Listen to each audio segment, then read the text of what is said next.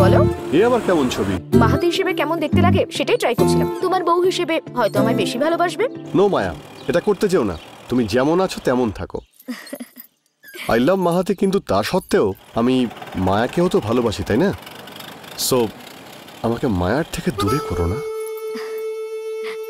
I love you. I love you too. By.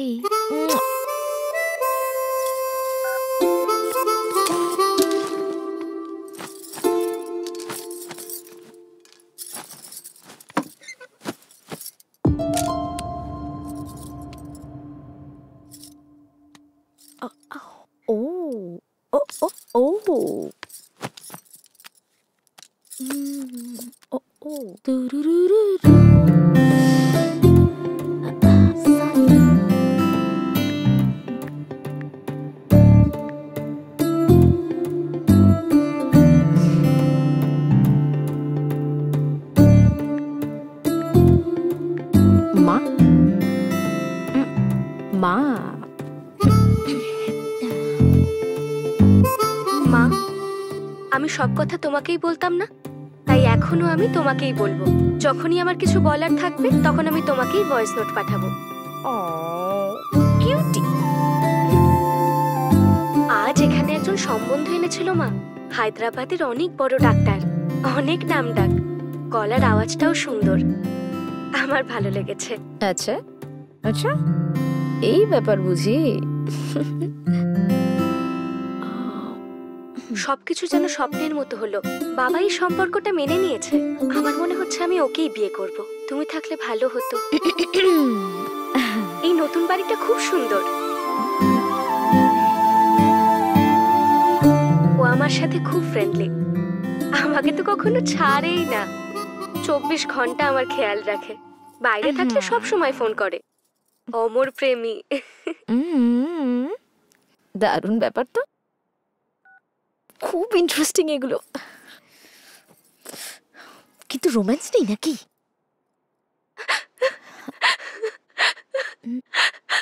আমার মনে হয় আমি মরে গেলে ভালো হতো।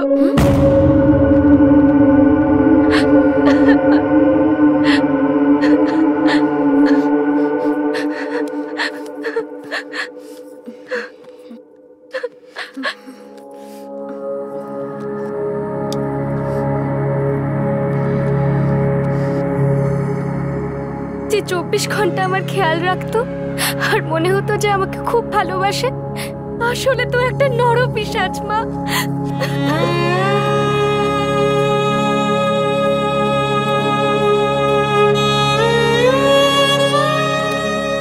ও কখনো জানতেই চাইনি আমি কি চাই। কখনো আমার কষ্ট, আমার যন্ত্রণাকে বোঝার চেষ্টাই করেনি।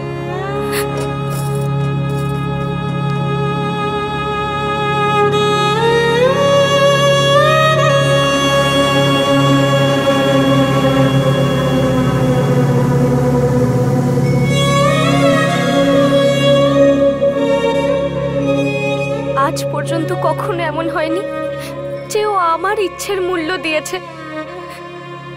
আমি না না বলতে থাকি কিন্তু ও শোনেই না মা।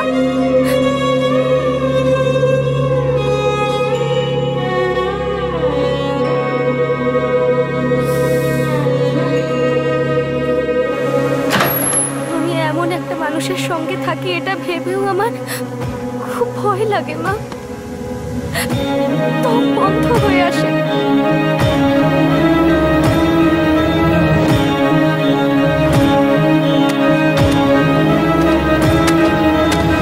দেয়ালেরও নাকি কান আছে। যদি চোখও থাকতো তাহলে হয়তো দেয়ালগুলোই ওকে মেরে দিত। আমি লোকটার সাথে কিভাবে থাকবো মা?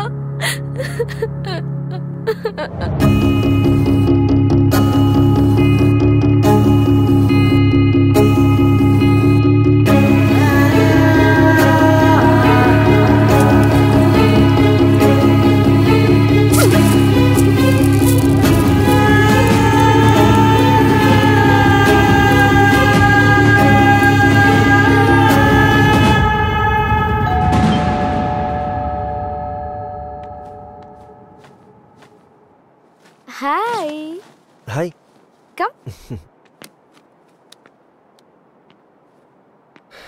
তাহলে মায়া হঠাৎ কেন ডাকলে? রাজ নেই না, খুব বোর হচ্ছিলাম, ভাবলাম তোমার সঙ্গে ড্রিঙ্ক করি, সেই জন্য ডেকে আনলাম। কি সত্যা, ঠিক করিনি নাকি? আরে না না না, সেরকম কিছু নয়। Shall we drink? হ্যাঁ, কেন নয়, অবশ্যই। এই পুলের কাছে গিয়ে ড্রিঙ্ক করি। ওয়াও, চলো যাওয়া যাক। কাম।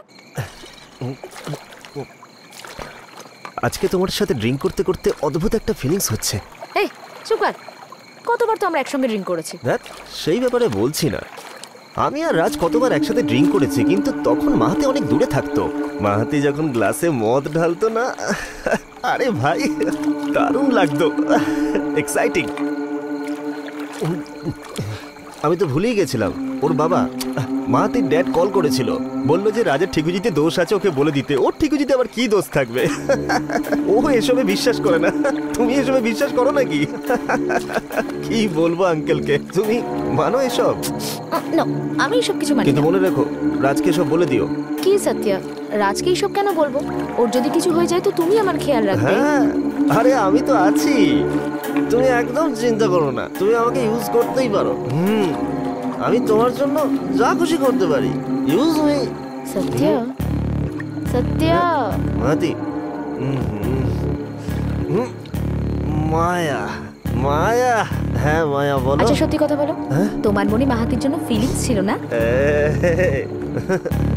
No comments. হ্যাঁ, বলো না সত্যা, ফিলিংস ছিল না ছিল না?